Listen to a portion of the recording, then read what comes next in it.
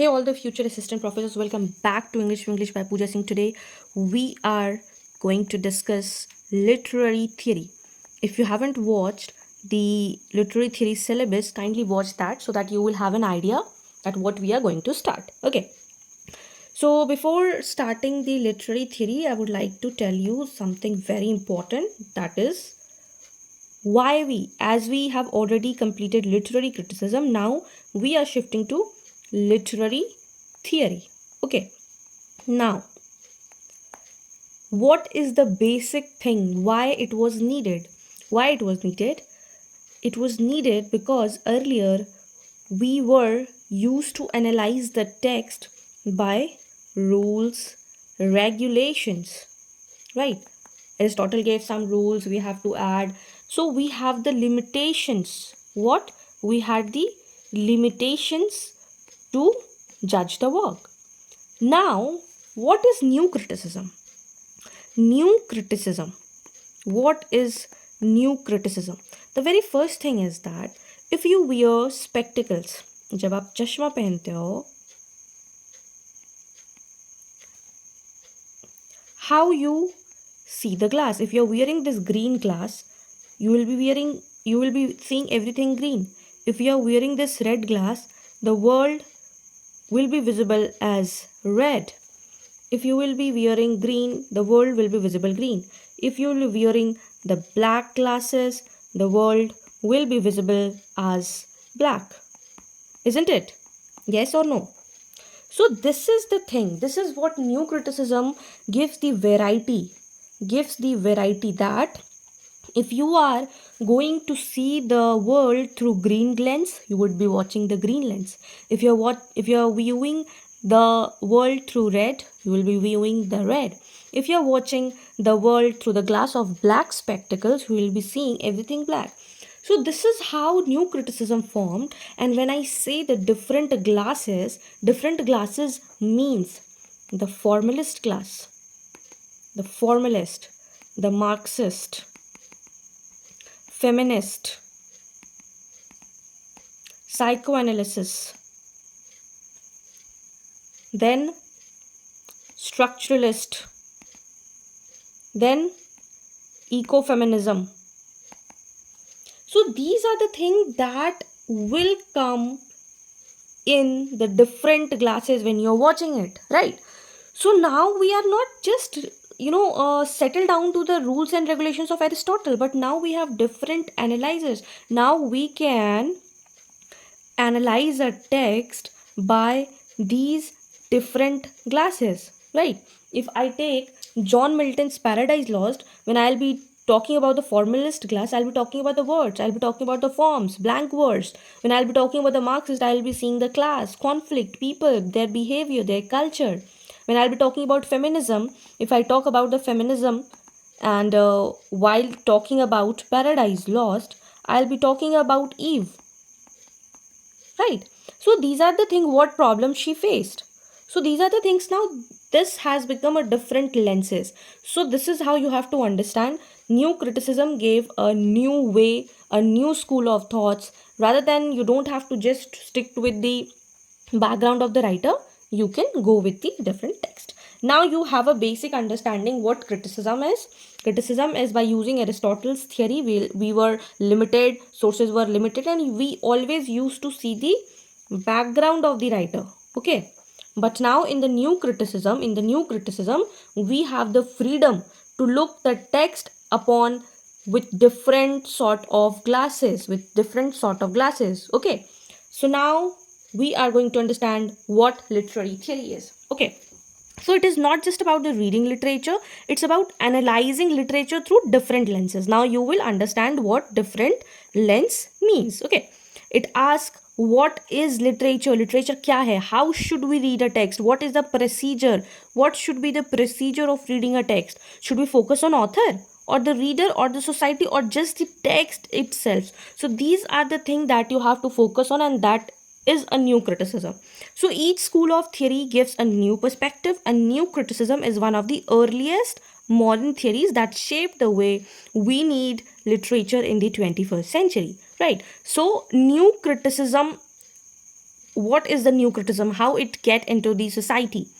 So you have to understand this. New criticism emerged in the 1920s and the 1930s, right? Mainly in the USA and UK. It was a reaction. It was what? It was a reaction against older methods. Which older method they're talking about? They're talking about the historical and biographical, like Socrates, like Aristotle.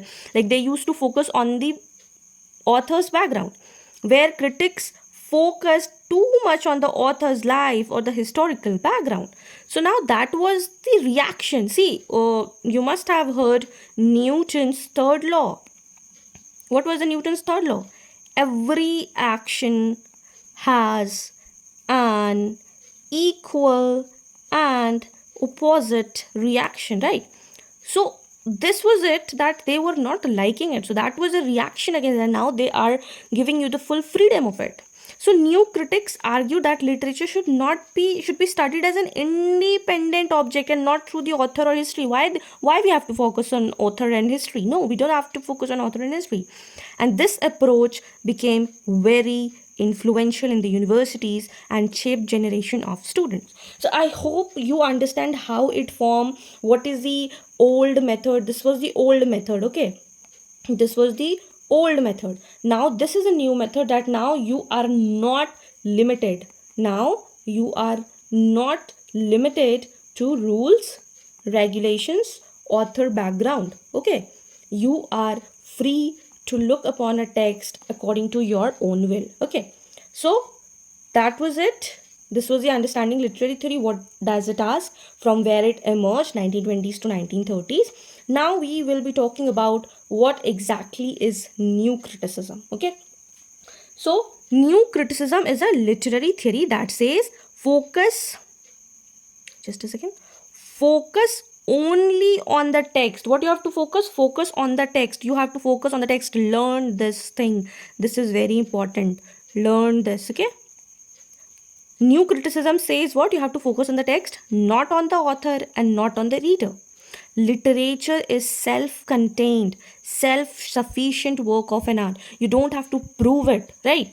And meaning comes from analyzing the work, structure, and the language of the text. These are very important points. Please mention it. Please write down in your copy so that you will understand it.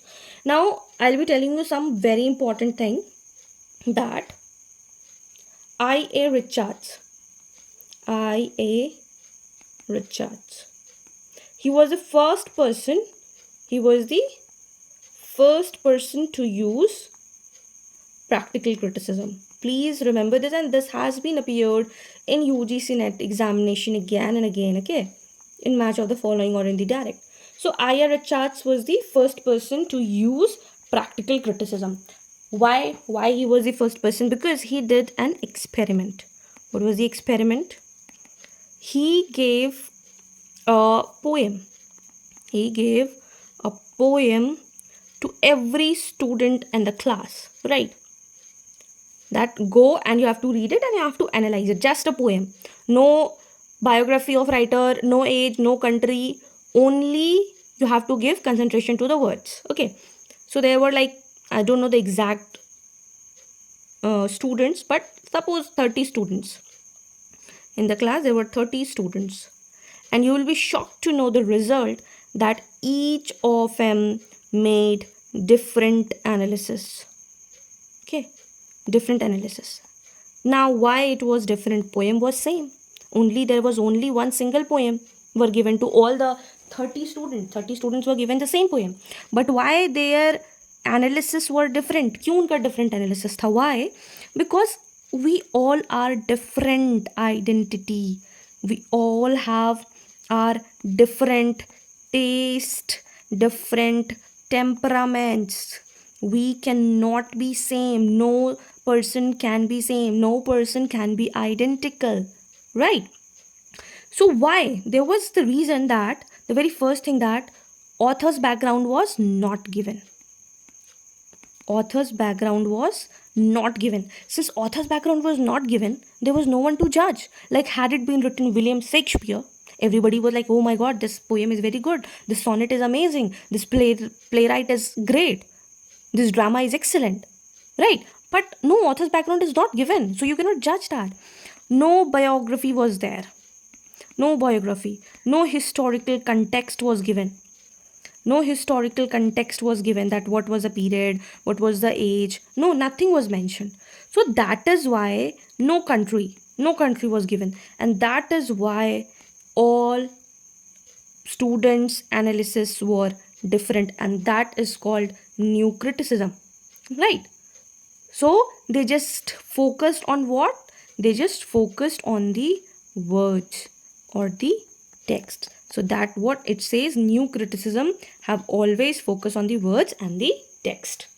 Now, one important thing that you have to mention is J.E. Spinjam.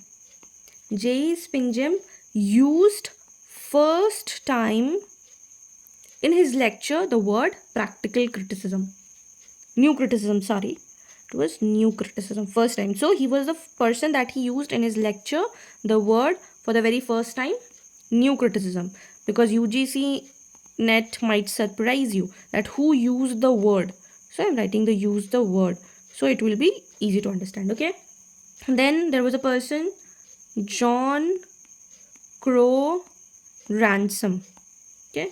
He was an English professor and he published the book titled as New Criticism. So make sure you understand who gave the lecture, who published the book. So I'm writing book here. He used the word in lecture and he gave the title for the book. Okay. So these are the something that are very important that you have to understand it. And who was the first person to use it? The first person to use it was I.A. Richards. Okay. So experiment was given, and that is why they were able to analyze different, because no objective piece were there, no prejudice, no preconceived notion. So these are the very important thing that you have to understand. Okay. Now we are going to understand some famous concepts.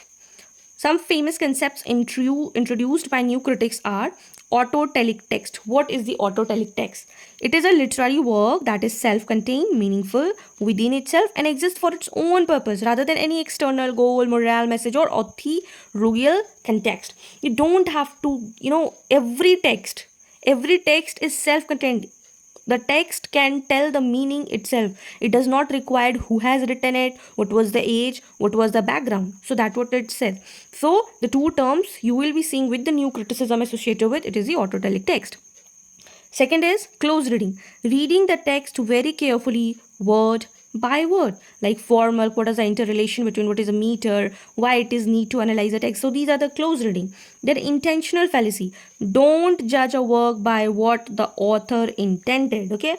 Then affective fallacy. Don't judge a work by how it makes the reader feel. Okay. So in the simple words, if you'll talk, text is the king. Who is the king? Text is the king. You have to understand who is the king. Text is the king, and everything else is secondary. So what you have to focus on? You have to focus on the text, and new criticism is all about the text. Okay, the best example if I'll give you, suppose if you are judging the work of John Milton, Paradise Lost. Okay, John Milton has written what? He has written Paradise Lost. I can't stop myself, when I talk about any writer, the very first example come in my mind is John Milton, and I can't stop it. So if you're judging John Milton's work, Paradise Lost, so if I'll give you the work, you will be judging, you will be saying, oh, it was epic, it was this, it was that, and you will all do buttering. You will do buttering. You will do all the, sugar coating words for Paradise, because John Milton, because it was famous, because it was epic. But when I'll just tell you, it is not written by John Milton. It is just a piece of a poem. Okay. And now analyze it. You have to deal with the word. You have to deal with the text. Now you will understand the meaning of each word.